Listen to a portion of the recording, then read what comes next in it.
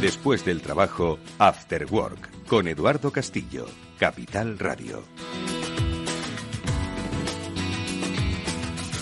¿Qué tal, amigos? Muy buenas tardes, bienvenidos al Cyber After Work, el programa de la ciberseguridad de Capital Radio. Qué pena que no se llamase Político After Work, porque la verdad es que hoy, sin duda alguna, el día estaría bastante interesante y movidito, pero bueno, por fortuna nos sucede el balance y con Federico Quevedo pues podréis conocer el análisis, ¿no?, de esta frenética jornada que sin duda alguna va a cambiar el panorama político de nuestro país en los próximos meses. Nosotros hoy queremos hablar también de las frenéticas jornadas que se están viviendo en el terreno de la ciberseguridad, porque ojo, que el ruido político no nos impida ver lo verdaderamente importante, y es que estamos a merced de los ciberataques y de los ciberdelincuentes.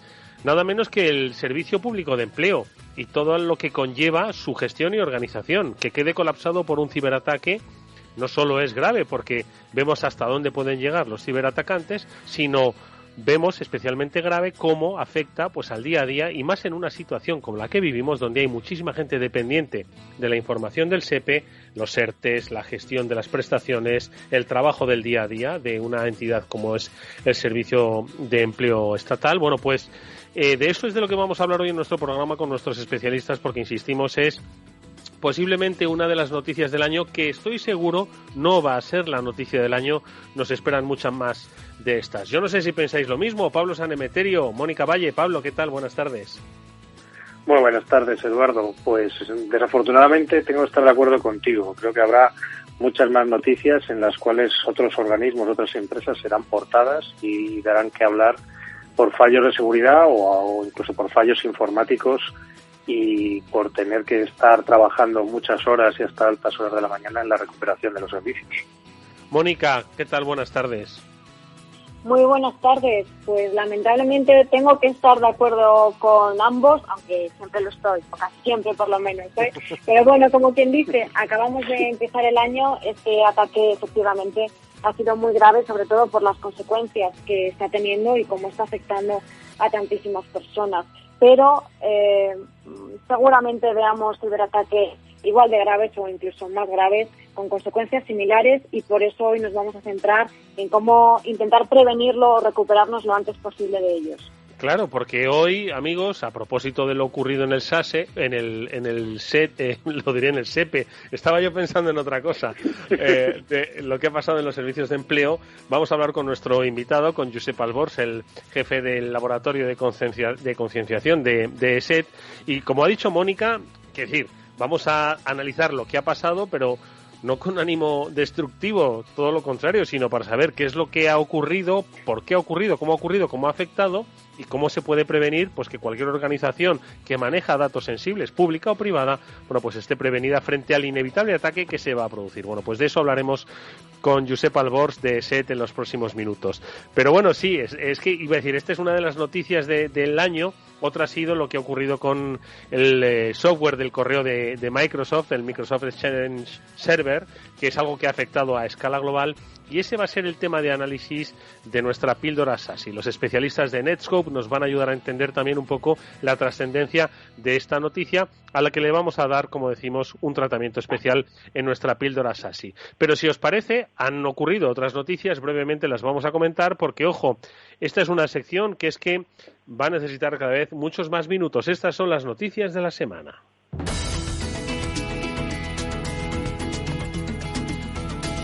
Y no sé por dónde empezar. Precisamente del SEPE que vamos a hablar, bueno, pues se están aprovechando los ciberdelincuentes, aunque yo creo que sin ataque en el SEPE, esto se habría producido igual.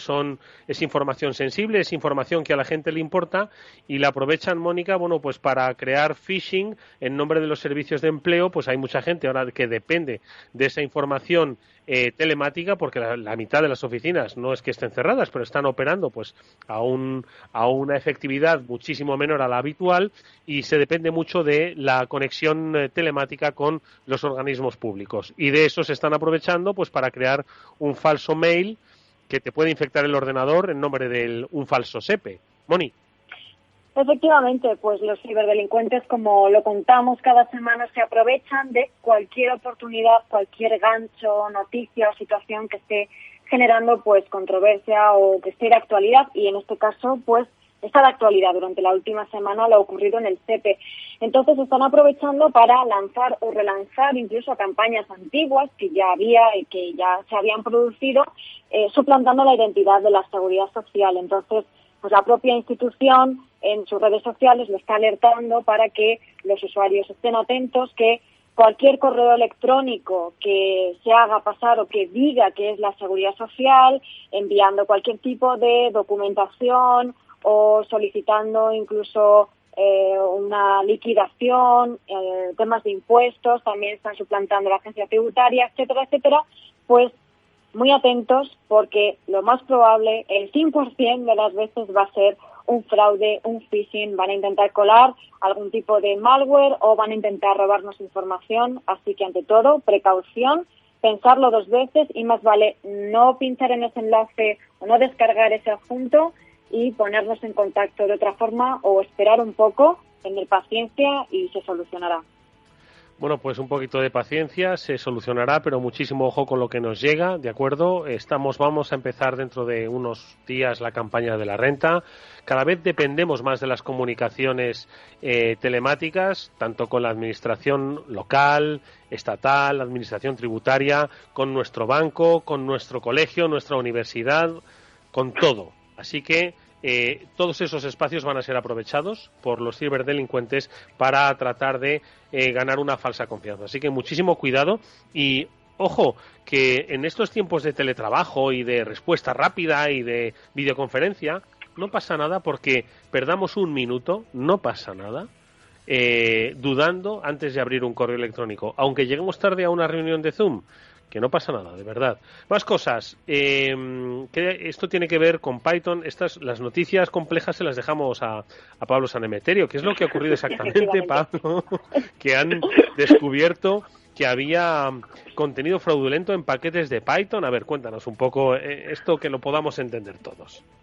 Vale, te cuento. Python es uno de los lenguajes de programación más extendidos entre las comunidades de desarrollo de software, y tiene un repositorio donde se comparten librerías o se van subiendo códigos para que pueda compartir toda la comunidad de desarrollo y no tengas que desarrollarte todo desde cero, ¿vale? Te puedes basar en paquetes y librerías que hayan subido terceras personas. Entonces, esto en general está bastante extendido, no solo en Python, sino en otros lenguajes de programación, ya puede ser Ruby o ya puede ser JavaScript. Entonces, ese tipo de compartición de archivos es normal. Entonces, ¿qué ha ocurrido? Pues que se han retirado unos 3.400, un poquito menos, 3.600 paquetes de código, ¿vale? Que tenían pues código malicioso o código que no estaba autorizado. Normalmente siempre se suele recomendar que se revisen las librerías con las que estás vinculando tu desarrollo. Pero, bueno, pues muchas veces por la confianza que da que sea un gran uso de la comunidad, o muchas veces también porque no hay tiempo para hacerlo, pues rara vez se hace esa revisión de código sobre el que te estás basando para desarrollar tu programa. En este caso concreto, bueno, pues había descubierto una cuenta que tenía, pues bueno, una serie de comentarios bastante que hacían pensar que era básicamente una prueba de concepto para ver si se reaccionaba y si se quitaban esa serie de paquetes. Lo que hacía es pues cambiar un poquito el nombre, modificarle un pelín, pues si acaso te equivocabas a la hora de pedir la librería que querías instalar, y con eso instalaban pues una falsa con un pequeño trocito. En este caso, una de las que han quitado pues solo tenía como una especie de aviso, básicamente, para ver que estaban instalando la aplicación. Pero en general, bueno, pues como hemos hablado alguna vez de SolarWinds, pues hay que tener cuidado con la cadena de suministro de proveedores software, pues también hay que tener cuidado con la cadena de suministro de librerías que vas a vincular con el código que desarrolles. Bueno, pues muchísimo ojo, porque entre lo simple y lo complejo siempre va a haber una oportunidad para los ciberdelincuentes de aprovechar, bueno, pues las vulnerabilidades, debilidades o ingenuidades de los entornos en los que trabajamos. Y un último tema, y que además está vinculado a esa píldora SASI que los expertos de Netscope van a compartir con nosotros, y es el relativo a, no sé qué ha ocurrido exactamente, un ataque al Parlamento al sistema del Parlamento de Noruega. ¿Qué es lo que se ha producido exactamente, Mónica? Pues en este caso, como dices, cualquier empresa, institución puede ser víctima de un ataque. En este caso ha sido el Parlamento noruego, que ha sido afectado por un malware una vulnerabilidad llamada Proxy Logon, que ahora Pablo, que es experto en vulnerabilidades, nos la va a explicar mucho mejor. Y ha sido ESET, precisamente, que hoy vamos a hablar con Josep de esta compañía de ciberseguridad, la que ha reportado esta vulnerabilidad, detrás de la cual se encuentran grupos APT que son conocidos, que están explotando activamente esta vulnerabilidad, y por eso es peligroso, porque los ciberatacantes se están aprovechando de ella. Pablo. Bueno, pues a ver, es una vulnerabilidad que está bastante en boga desde hace una semana más o menos, que salieron unos parches fuera de ciclo de lo que solía llamar Microsoft, que no quiero avanzar mucho por no pisarle la píldora hacia a Netscope con nuestros invitados, pero básicamente al Parlamento noruego hace un tiempo les atacaron y consiguieron entrar en varios correos haciendo ataques de fuerza bruta con la contraseña, probando miles de contraseñas hasta conseguir conectarse, y en este caso pues han hecho uso de esta vulnerabilidad que se corregía en esos parches fuera del ciclo normal de actualizaciones que suele presentar Microsoft, y que, bueno, pues como bien reporta ESET, está siendo utilizada por muchos grupos APT. Recomiendo que, bueno, pues se vayan a buscar el post de ESET, porque ahí tenía bastante información de qué tipo de ficheros solían subir y qué tipo de información puedes utilizar para detectar si has sido víctima de ataques de este tipo de grupos. Bueno, pues Microsoft es protagonista, hay que saber mucho, como decimos, información compleja, información sencilla. Hoy vamos a entender algo que por un lado es complejo, pero que por otro lado nos afecta a todos. Y es que ha sido protagonista el ataque, pues hace apenas unos días, al software de correo electrónico de Microsoft Exchange Server. Y esa es la píldora SASI que vamos a compartir con Marisol Oliva. Enseguida saludamos a nuestra invitada.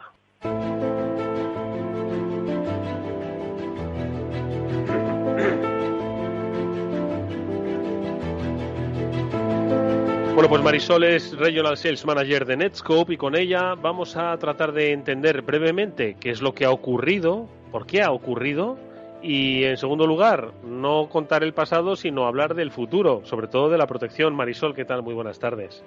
Buenas tardes, y como siempre, muchas gracias por permitirnos, ¿no?, compartir este espacio. Continuamos con esta noticia, ¿no? Ya lo comentabais al principio, de especial relevancia esta semana. El pasado 3 de marzo, Microsoft publicó una actualización de seguridad crítica para Microsoft Exchange Server que solucionaba 4 vulnerabilidades de tipo Zero Day. Es importante recalcar que estas vulnerabilidades afectaban a los servidores de Exchange Service on-premise, no al servicio online. Y las versiones afectadas eran 2013, 2016 y 2019. La explotación de estas vulnerabilidades son parte de una cadena de ataques, ¿no? Comentábamos antes el ejemplo del Parlamento noruego, en el que el ataque inicial requiere establecer una conexión de no confianza con el servidor de Exchange en el puerto 443. Ahora lo explicamos mejor. Esta vulnerabilidad podría permitir a un atacante extraer todo el contenido de los buzones de correo electrónico, por ejemplo, sin ningún tipo de autenticación, con tan solo conocer el equipo que estaba ejecutando ese servicio de Exchange. Además, se está hablando mucho estos últimos días sobre estas vulnerabilidades, y es que se ha confirmado que ha afectado a más de 100.000 organizaciones a nivel global en todo el mundo.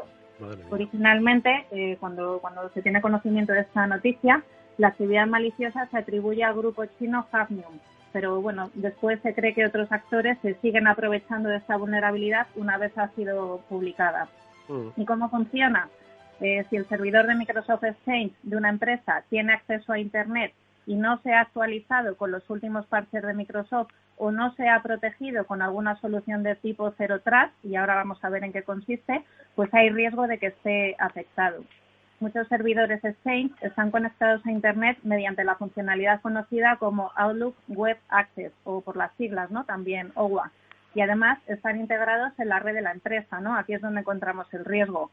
Una vez que estos actores maliciosos consiguen entrar al servidor, son capaces de acceder a información confidencial, instalar malware, robar contraseñas o incluso introducir un ransom. Desde Netscope recomendamos, en primer lugar, aplicar la actualización de Microsoft cuanto antes. Pero además queremos compartir cómo con una solución como la nuestra se puede ayudar, ¿no?, a las compañías. Netscope es una plataforma SASE, ya hemos hablado, ¿no?, en otras ocasiones de ello. Y también lo es Zero Trust Network Access, o ZTNA, ¿no?, se conoce también por las siglas, o Confianza Cero, que además de proteger los datos y los usuarios, permite reducir la superficie de ataque.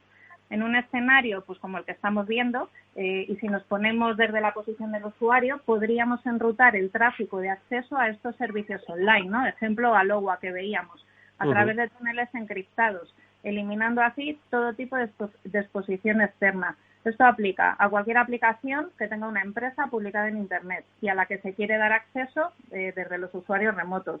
¿Y cómo conseguimos, ¿no?, esta funcionalidad de Zero Trust Network Access? Instalando una máquina virtual en el data center del cliente en el que esté alojado ese servicio al que se quiere dar acceso a través de Internet. Al final se levanta una conexión saliente desde el data center y lo que evitamos es tener que publicar ningún servicio y que ningún malo consiga acceder. En definitiva, lo que conseguimos es reforzar los controles de seguridad. Netscope permite, mediante una solución Zero Trust o de confianza cero, dar acceso a usuarios concretos a aplicaciones determinadas mediante una conexión cifrada, evitando pues tener que publicar en Internet IPs o aplicaciones y reduciendo así esa superficie de ataque. Pablo, ¿qué te parece? Yo quiero decir, al final es hacer sencilla la protección, ¿de acuerdo? Es decir, el problema complejo, ¿no?, que hay detrás de este ataque, ¿no? Al final lo que requiere es soluciones sencillas y claras, que nos las ha explicado maravillosamente bien Marisol, ¿no? Que es al final confiar en la nube, no te preocupes porque además desde la nube nos vamos a adaptar, ¿no? Entonces, de alguna forma es identificar el problema y decir, vamos a darle una solución sencilla para tener una implementación rápida, ¿no? Exacto, totalmente de acuerdo. Como bien dice Marisol, el problema viene pues cuando esta funcionalidad de permitir a los usuarios que se conectan al correo a través de un navegador web, el problema ocurre que tu servidor se expone al mundo. Como no sabes desde dónde va a venir tus clientes, quiénes son tus usuarios, si no están identificados o desde qué puntos de Internet se van a conectar, tradicionalmente se ha expuesto el puerto a toda Internet. Con la solución de Zero Trust Network Access lo que se consigue es que esa conexión a través del navegador al correo electrónico solo esté permitida o solo esté habilitada desde los usuarios que están identificados en tu red o los usuarios que tú permites que lleguen a esa conexión, a ese acceso a Internet por el navegador, para que no esté accesible a todo el mundo, sino solo a los usuarios, reduciendo así la exposición de tus aplicaciones únicamente a los usuarios acreditados. Es Marisol, básicamente, ya que la nube nos acompaña allá donde vayamos, que también nos acompañe en la seguridad, ¿no?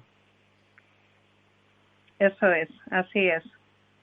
Bueno, pues ahí está, nuestra píldora SASE que nos ha traído Marisol Oliva, Regional Sales Managers de Netscope, que nos ha dejado bien claro que, bueno, a grandes problemas, inteligentes y sencillas soluciones, como las que nos ha contado hoy en la píldora Netscope, en la píldora SASE. Marisol, muchísimas gracias, te veremos pronto por este programa. Un saludo. Gracias.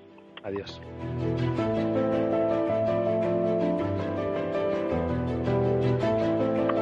Bueno, pues nosotros vamos a analizar algo que probablemente la cultura de ciberseguridad con la que compartimos cada semana este espacio SASE con los especialistas de Netscope, pues tal vez habría ayudado a mitigar, a minimizar el fuerte impacto que ha tenido el ataque de momento del año en nuestro país y la inhabilitación de los servicios del SEPE, los servicios telemáticos de SEPE.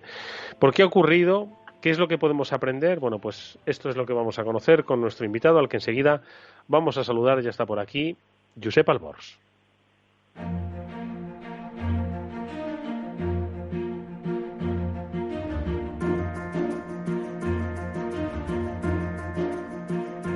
Laboratorio de Concienciación de ESET. ¿Qué tal, Josep? ¿Cómo estás? Bienvenido. Hola, buenas tardes. Un placer tenerte nuevamente con nosotros, pero antes permíteme, Josep, que le pida, como siempre, a la siempre didáctica Mónica Valle, que nos haga, una simplificación, breve descripción de lo que ocurrió. Lo podéis leer, por supuesto, con muchísima aportación de información en BitLife Media, Pero, Moni, te vamos a pedir que nos pongas un poco en situación para, junto con Josep, Pablo y contigo, por supuesto, empecemos a analizar por qué se ha producido esto y qué es lo que podemos aprender de eso, ¿no? Un poco, pues quizás actualizar la situación, en qué punto se encuentra este ataque, cuándo se produjo, por qué se produjo, y un poco entender el escenario, pues para intentar un poco crear pues un modelo de prevención pues para empresas e instituciones, ya sean ayuntamientos, pymes o grandes corporaciones, que son perfectamente vulnerables a lo que le ha pasado al SEPE, que ha sido el SEPE, pero podía haber sido cualquier otra, ¿o no, Moni? Podría haber sido cualquier otra y de hecho están siendo muchas otras, porque a lo largo de la semana pasada ocurrieron muchos más ciberataques de ransomware a otras instituciones, a otras empresas más pequeñas, con menos relevancia, pero han seguido ocurriendo, y también en este mismo caso que vamos a relatar. ¿Qué ocurrió? Bueno, pues fue el martes pasado cuando el SEPE fue víctima de este ciberataque ya conocido por todos. ¿Qué ocurrió? Pues que dejó inutilizadas sus oficinas y obligó a suspender toda la actividad. Todos los equipos de todos los empleados estuvieron apagados durante todo el día, y hasta hoy sigue habiendo algunos problemas.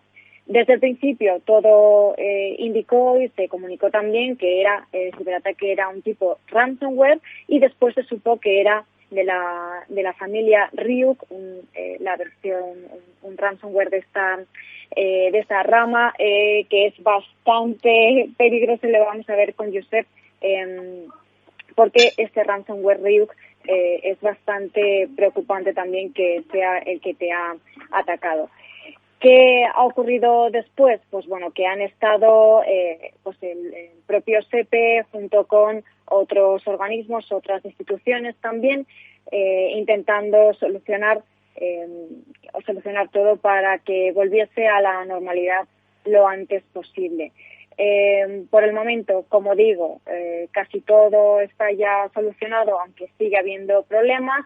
La web, por ejemplo, tardó también unos días en estar activa porque estaba inactiva, y ahora mismo, tras estos 6 días intentando resolver el ciberataque, sigue prácticamente parado, y a pesar de que la página web sí que anunció el funcionamiento, pues bueno, desde el martes está accesible. Como digo, el Centro Criptológico Nacional, el propio SEPE y otras instituciones están trabajando y siguen en ello para devolver todo el servicio informático a la normalidad, y ahora contaremos pues más detalles y veremos también cómo ha sido este proceso y sobre todo pues cómo evitar ser una víctima de esto.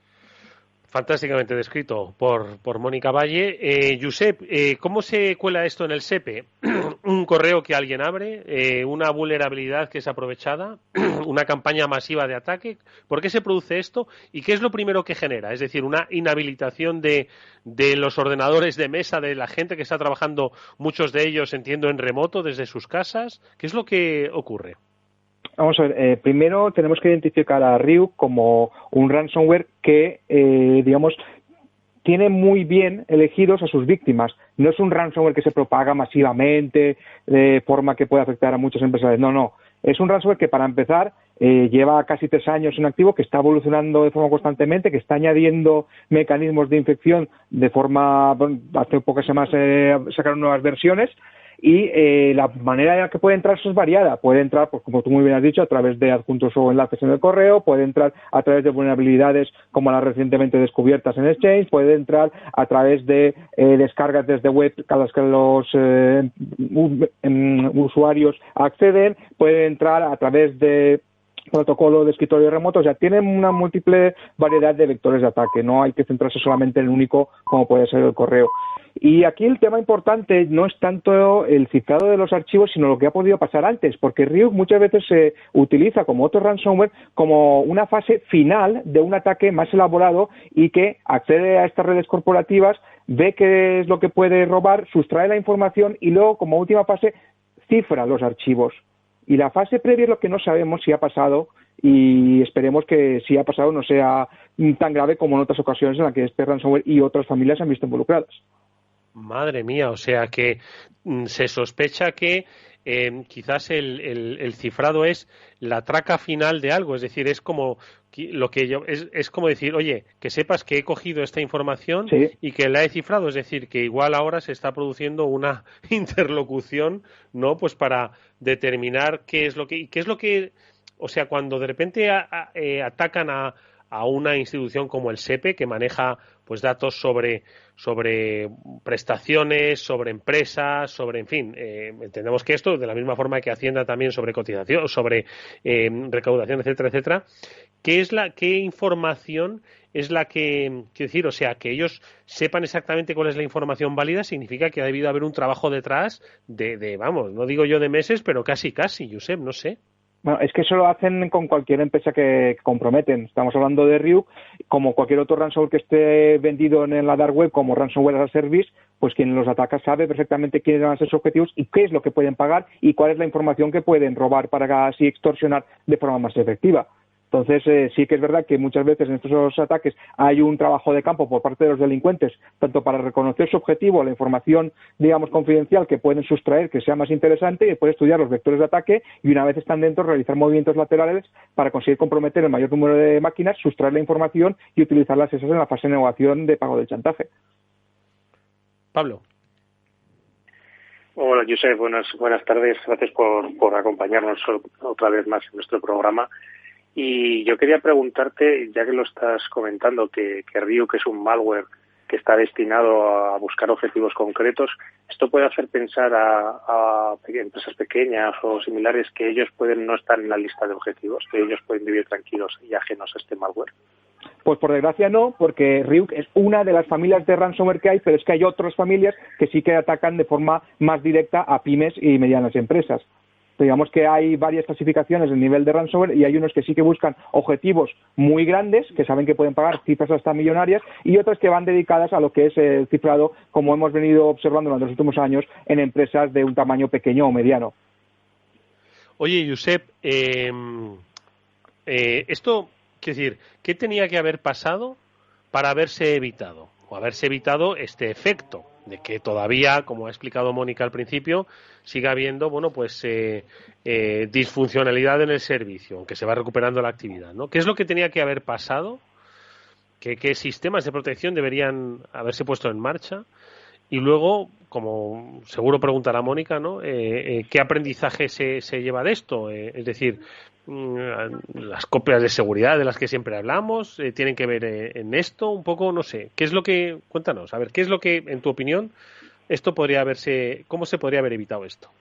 Pues tratándose el SEPE de una administración pública, algo tan sencillo como cumplir el Esquema Nacional de Seguridad, pues se hubiera evitado. Si bien el ataque pues, se podría haber mitigado bastante,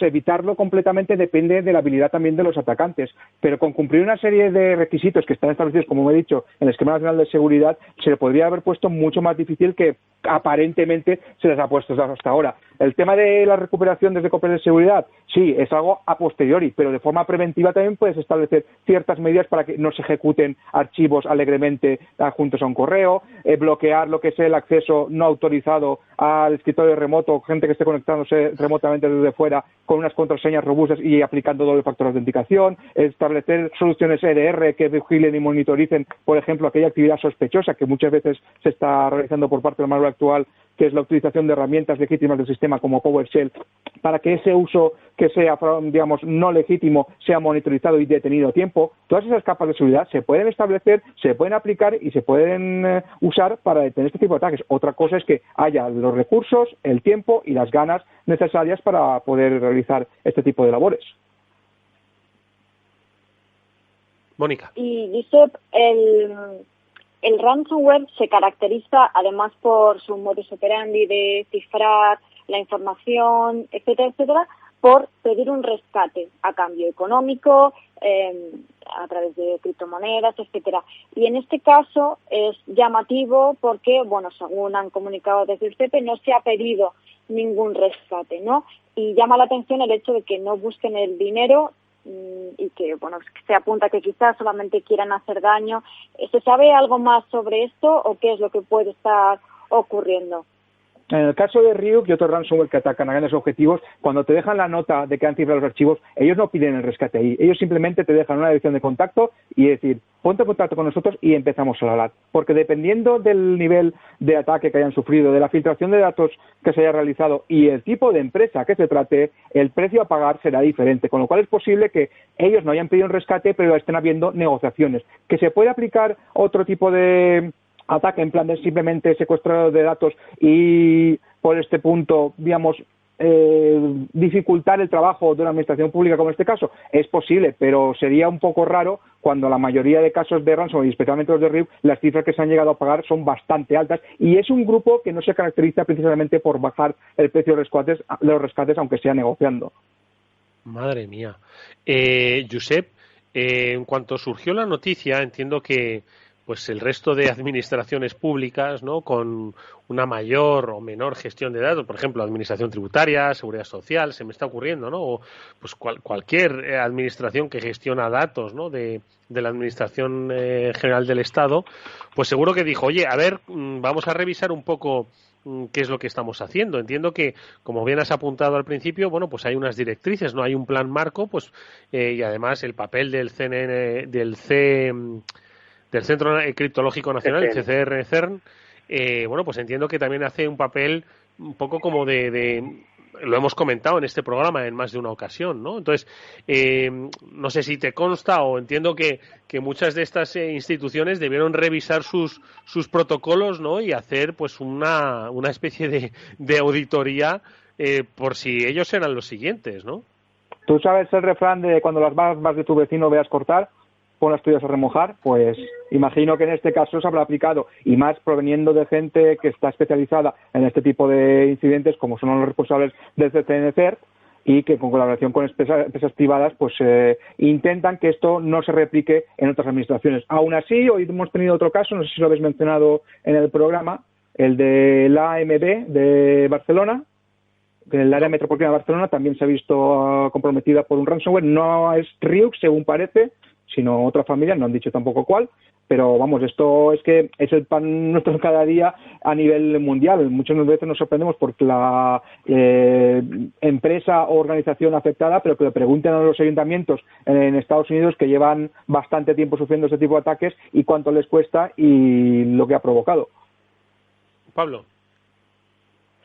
No, la verdad es que tienes toda la razón del mundo en que estos ataques pues, nos llevan trayendo disgustos a todas las organizaciones y a todas las empresas de una u otra forma. Y quizás pues un poco ver también qué crees que deberían hacer para tratar de protegerse. O sea, qué medidas, nos has contado alguna tipo EDR, pero ¿crees que hay alguna que no sea solo tecnológica, sino que hay algo que puedan hacer a nivel organizativo?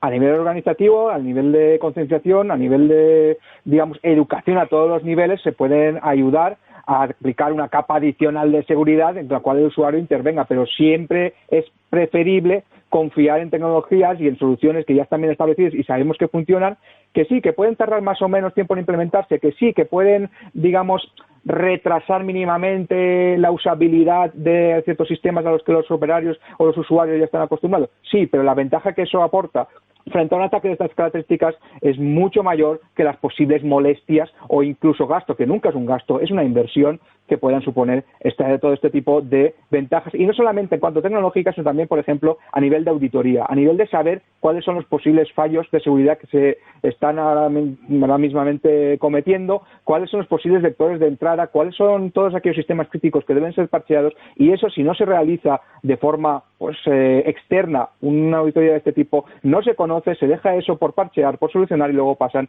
incidentes de este tipo. Y eso lo sabéis vosotros muy bien, por ejemplo en Telefónica, porque sois una de las empresas punteras que a partir de varios incidentes incluso sois referentes a la hora de monitorizar este tipo de ataques. Mónica.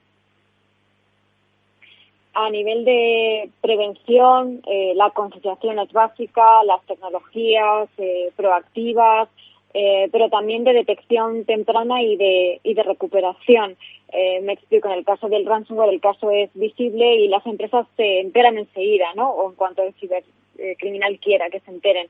En otros casos, bueno, pues el ciberataque es más sutil, están unos meses a lo mejor infiltrados en los sistemas, etcétera, etcétera, ¿no? Entonces también en el caso de la detección, Josep, y de la recuperación, es importante también que las empresas lo entrenen. Y en el caso del SEPE se lleva varios días tratando de recuperar, y a mí me han preguntado mucho estos días por qué están tardando tanto en recuperar, y mi pregunta para ti, Josep, es cómo entrenar esas capacidades de detección y de recuperación para rebajar este tiempo, que es probablemente de las cosas que más daño hacen a las instituciones y a las empresas estos días de inactividad. Pues lo has dicho tú ya muy bien. En principio es a saber por dónde te pueden venir este tipo de ataques, qué ataques pueden causar más impacto en tu infraestructura, como por ejemplo en este caso dejando inactivos los sistemas durante varios días, y prevenirlo aplicando las medidas necesarias, ya sea haciendo simulacros, probando nuevas medidas de seguridad, mitigando este tipo de ataques que se van a producir constantemente, mal que nos pese, incluso haciendo esta especie de pruebas que se realizan en grandes empresas para ver qué sectores o qué usuarios son más vulnerables a pulsar donde no deben, o qué sistemas están más expuestos, o cuáles son más vulnerables porque no se han parcheado. Todo eso es una especie de aprendizaje, una especie de auditoría continua que se debe hacer en infraestructuras de este tipo, pero para eso hay que destinar recursos, tiempo, personal formado y sobre todo invertir en este tipo de seguridad. No solamente a nivel reactivo, cuando ya ha pasado, poder restablecerlo según un plan de recuperación rápida, que eso está muy bien, sino también a nivel proactivo para evitarlo o por lo menos detectarlo en la fase temprana antes de que empiece a causar más daño. Porque, Josep, tú lo preguntaba Mónica, lo has respondido. Una de las claves, quizás aquí la clave no está tanto en el ataque, que siempre decimos, ¿no?, la inevitabilidad del ataque, sino en la capacidad de recuperación. Es decir, ahora mismo, pues, hacía referencia al área metropolitana de Barcelona, que efectivamente ha sufrido un ataque quizás no tan duro como el recibido por el SEPE, pero que por lo pronto ha paralizado o paralizó sus servicios, ¿no? Esta misma mañana. Entonces, claro, si tú entras en el SEPE o de repente entras en el área metropolitana de Barcelona y ves que no puedes acceder, ¿cómo se produce esa recuperación? Es decir, ¿cómo, si te han encriptado, te han secuestrado, te han vulnerado tu capacidad de manejo, ¿cómo se va recuperando? ¿Cuál es el procedimiento? Entiendo que primero es estar preparado para la recuperación, pero en este caso, ¿cómo se va recuperando el servicio, Josep? Pues van a tener que echar mano de las copias de seguridad que tengas establecidas y de todos los protocolos que ya deberían estar definidos para poder restaurar, aunque sean los servicios críticos, lo antes posible. Y para eso hace falta, pues primero, asegurarse de que esas copias se están realizando, de que el servicio, una vez está restaurado, funciona correctamente, porque no sería la primera vez que alguien restaura unas copias que han salido mal hechas, y para eso hay que confiar en proveedores de confianza y, sobre todo, ir probando esas copias de forma periódica para asegurarse que ante un incidente de estas características están lo menos posible inactivos los sistemas, y así poder restaurar todo como estaba antes del ciberataque. Porque, Josep, si yo te pregunto a ti que me des un porcentaje aproximado de empresas que no tienen una copia de seguridad o de instituciones públicas que no tienen una copia de seguridad ahora mismo, ¿en cuánto lo cifrarías? Mójate. No puedo, es que lo desconozco, no sería, pero seguro que es menos de lo que a mí me gustaría. Ya. Pablo. Pues yo quería preguntarle a Josep un poco también por darle un poco de guías a las personas que nos estén escuchando, sean responsables de un negocio, no tengan por qué estar relacionados con la ciberseguridad, sino que tienen una posición en una empresa, son directivos o son miembros de un departamento financiero o de recursos humanos, y que les preocupen este tipo de acciones y que quieran ver qué pasos tienen que dar. O sea, a nivel, ¿qué paso les recomendarías que dieran a este tipo de personas? Ponerse en contacto, entiendo, con alguna empresa proveedora de servicios, pero luego a continuación, ¿cómo les asesorarías para ir implantando poco a poco políticas de ciberseguridad? Bueno, ahí hay muchos protocolos que se pueden seguir. El ENS es uno de ellos en la administración pública, que puede ser también válido para otras empresas. Pero lo primero es reconocer cuáles son nuestros puntos débiles. O sea, por dónde nos pueden entrar y dónde nos pueden hacer más fallo. ¿Cómo tenemos nosotros ahora mismo configurado el acceso a la red interna, ahora que está mucha gente teletrabajando? ¿Cómo tenemos el sistema de parcheado tanto de servidores como equipos clientes? ¿Lo llevamos al día? ¿Lo estamos retrasando por algún motivo? ¿Cómo tenemos lo que es la autenticación para estas redes, si los llevamos bien o directamente dejamos que un usuario y una contraseña sean suficientes para acceder? ¿Cómo tenemos las copias de seguridad? ¿Las llevamos al día? ¿Se pueden restaurar de forma fiable y vamos a asegurarnos de que está todo restaurado tal y como debería? Las soluciones endpoint las tenemos bien configuradas, bien gestionadas, tenemos todas las capas de seguridad que necesitamos. Ojo ahí, cuidado, porque tú puedes establecer muchas capas, pero si no las configuras es como si no tuvieras nada. Tienes que establecer primero lo que tú necesites y seguro configurarlo según tus necesidades. Y después tienes a gente formada que sea capaz, ya sea dentro de tu empresa o contratando servicios externos, de reaccionar a este tipo de ataques o incluso avisarte antes de que te produzca porque ha detectado ciertos movimientos en unos indicadores que pueden ser válidos para poder detectar este tipo de incidentes. Todo eso va sumando y si ponemos a contar podríamos estar aquí toda la tarde y no terminaríamos, pero sí que hay guías que lo pueden definir muchísimo mejor que yo y que pueden ayudar a establecer a una empresa, desde una pyme a una gran empresa, que estoy seguro que muchas las tienen ahí, aunque sea guardada dentro de un cajón, para establecer una serie de medidas que prevengan o al menos mitiguen este tipo de ataques. Mónica. En este caso, en el caso de Ryuk y del ransomware que ha afectado al CP, sin duda, pues el shock principal han sido los primeros minutos o las primeras horas, ¿no? Como suele ocurrir con el ransomware. ¿Cuáles son los primeros pasos que hay que dar, en tu opinión, Josep, cuando se es víctima de un ataque así? No, lo primero que personalmente haría es aislar a aquellos equipos que se están viendo comprometidos, segmentar las redes que puedan estar ahí viéndose afectadas o aquellas que sean más críticas y al menos veamos que no hayan sido afectadas, por lo menos conviene separarlas.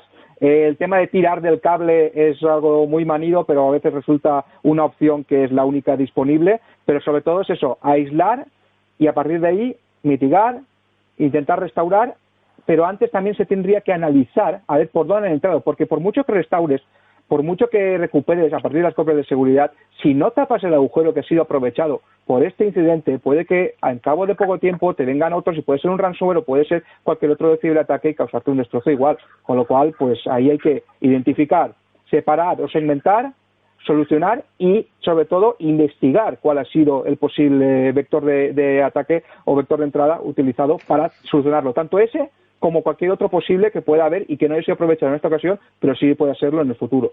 Oye, me llama tanto la atención, Josep, y lo hemos hablado, lo hemos dicho en este programa en más de una ocasión, hemos contado con los especialistas del CCN-CERN, hemos hablado de que España es consciente como Estado, como gobierno, como administración, es consciente de los riesgos. Es decir, esto no es una dejación de, bueno, es que en España somos así, no.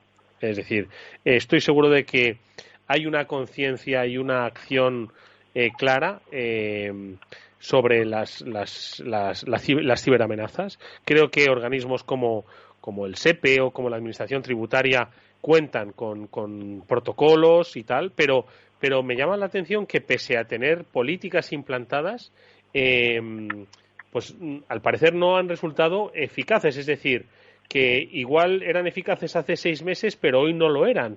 No sé si es una cuestión, Josep, de velocidad, de complejidad, o igual me estoy equivocando, ojo, y había un gran déficit en la seguridad pues de instituciones que pensamos que deberían estar más protegidas y no lo están. No lo sé. Personalmente creo que es un tema de recursos, algo tan sencillo como eso. Las políticas están, y sé de buena tinta que la gente de CCNCER está al día de las amenazas, porque no paran de sacar nuevas guías, incluso están al día de las últimas variantes de ransomware. Lo sé porque yo me descargo esas guías a ver cómo lo han hecho los análisis y ver cómo están perfectamente actualizados. Otra cosa es que ellos anuncien y publiquen esas políticas, todo eso se apruebe y se quede en papel porque no hay recursos o no hay personal o no hay directamente dinero para implementarlo. Entonces eso queda en algo muy bonito dentro de un papel, pero si esa gente hace el esfuerzo de preparar cuáles son las políticas adecuadas para evitar este tipo de ciberataques y además en gente que sé de buena tinta, que están muy bien preparados, pero no están bien, por así decirlo, fundados en cuanto a recursos, pues al final pasan ese tipo de cosas. Tú puedes pensar en hacer muchas cosas para así evitar este tipo de incidentes, pero si no te dan el apoyo, no te dan el personal, no te dan el material técnico, no te dan las soluciones, no puedes ponerle tú solo las barreras a los delincuentes. No sé si me explico. Ya. O sea que no sé qué os parece la reflexión que hace Josep, Pablo, Mónica. Pues a mí me parece francamente acertada. O sea, el CCN hace una labor increíble, hace una labor espectacular de trabajo, de análisis de muestras. Como bien dice Josep, yo también me las descargo y la verdad es que las guías, cuando hablan de amenazas, cuando hablan de cómo configurar los elementos de seguridad, la verdad es que son muy completas. Y muchas veces yo creo que luego los déficits pueden estar más en la parte de implementación de esas políticas que en la parte de la propuesta. Yo creo que la propuesta del CCN es bastante potente comparada con otros países. Mónica. Y no solamente a nivel a nivel más técnico, ¿no? De reporte de vulnerabilidades, generación de informes y demás, sino también a nivel de concienciación, usuarios, etcétera, también hacen una muy buena labor y una labor muy intensa para dar a conocer todas estas cosas que están pasando durante los últimos meses, en ámbitos de teletrabajo, etcétera, daban muchos consejos y muy buenos consejos adaptados al público en general para poder aumentar también esta cultura en ciberseguridad. Josep, no lo sé cuáles debían ser entonces los pasos. No lo sé, es que una administración tiene muchas personas trabajando y muchos técnicos pendientes y vivimos ahora en una situación de teletrabajo. ¿Crees que esto en condiciones de no pandemia habría tenido el efecto que está teniendo o que ha tenido? El hecho de que, vamos, yo no lo sé, no sé cuál es el grado de teletrabajo, pero me consta que hay teletrabajo en la administración como en las empresas privadas, ¿no?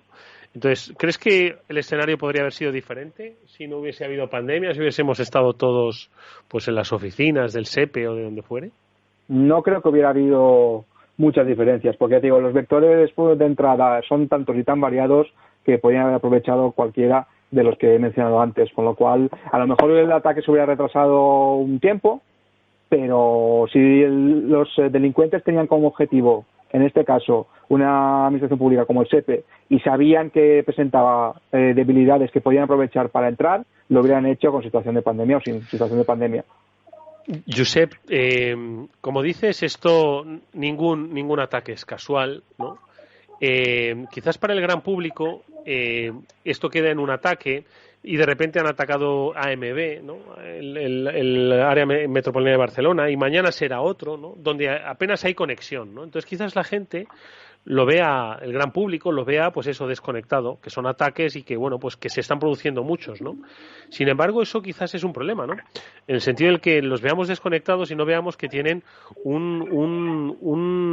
una acción muy dirigida, donde ahora mismo el SEPE es una de las entidades más sensibles de nuestro país por la situación laboral que estamos viviendo como consecuencia de la pandemia, con la tramitación de los ERTEs, con el propio volumen, ¿no?, de personas que se acogen a los servicios pues de búsqueda de empleo o de solicitud de prestaciones. Y yo creo que es peligroso desvincularlo de lo que es la actualidad, ¿no? De la misma forma que hoy se pretende atacar a los laboratorios que fabrican las vacunas, un país como España, donde quizás ahora mismo es más sensible el SEPE que quizás otras instituciones públicas. No quiero hacer comparaciones, ¿no? Y yo creo que es importante que la gente tome conciencia de que esto es un ataque, que esto es estrategia pura y dura, que es que no es casual, que esto no es que me dejé la puerta abierta y entraron a robar.